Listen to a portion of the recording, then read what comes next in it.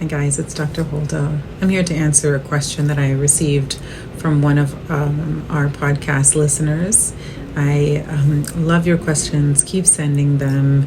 This one I thought was very, very important to share with all of you who have been, who felt a calling to the podcast, Becoming Yourself. The podcast is about helping us all awaken to this matrix, awaken to who we really are, so that we can really start to create the kind of world that we came to live in ourselves and that we all really are yearning to co-create together. So this listener said, hi, Dr. Holda. Thank you so much for your podcast. I love listening to you, and I'm always eagerly awaiting for the next episode. I have a quick question. So you said before that if we all express our uniqueness and our voice, that the world will become a better place. But it seems to me that if we find our uniqueness in our voice, we're really only serving ourselves, and this may not make the world necessarily a better place. I think it runs the risk of amplifying the voice of separation, of hate, and of bigotry that some people hold. And this is kind of like what we are seeing now.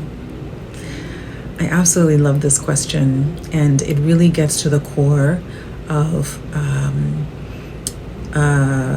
it gets to the core of answering, I think, something that is really important to answer, and that is, what does becoming yourself really mean? This question stems on the reasonable assumption that becoming yourself simply means discovering more of who you are and understanding your likes and dislikes, your personality, perhaps your career path, or what you're really good at and what you should be focusing your efforts on. And this is the way that mainstream media uses the terminology to become yourself. We hear it thrown all the time, to become your authentic self. And so a lot of people hear that as just another journey towards just better understanding yourself, and that does have merit. However, what I'm talking about on my podcast and on my YouTube channel goes so much deeper than that. When I say becoming yourself, I'm talking about discovering your soul signature, discovering your soul's essence.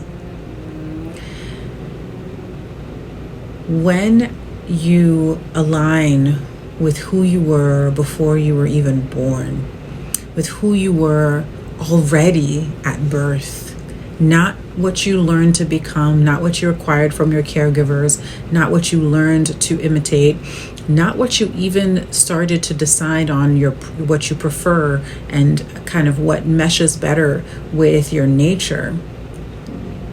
I am talking about becoming the true essence of who you are. This is an essence that is eternal. This is an essence that nobody can take from you. It was never born, and it will never die. I'm talking about finding that part of you that feels no guilt, has no fears no doubt. That part of you that is anchored in peace and love and light and inherent wisdom. It is a part of us that is part and alive in all of us. But we have been trained and conditioned to forget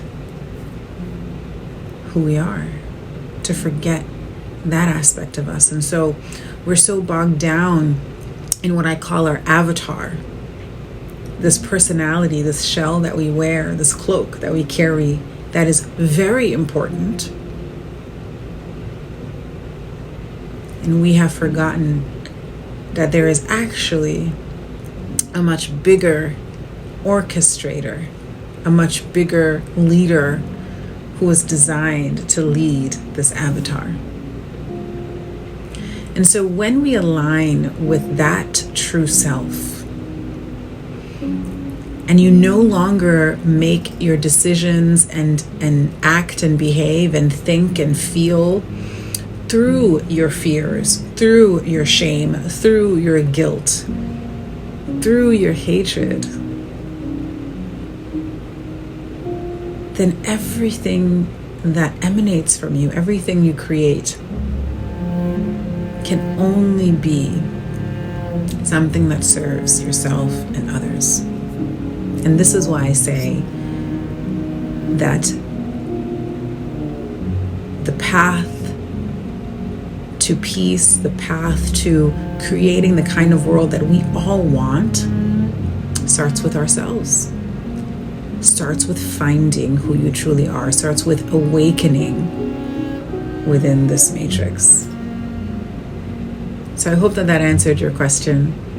And like I said, please continue to send them to me. I try to read all of them, and I try to either respond directly just by sending you back an email, or as a comment, or presenting it here on the channel itself.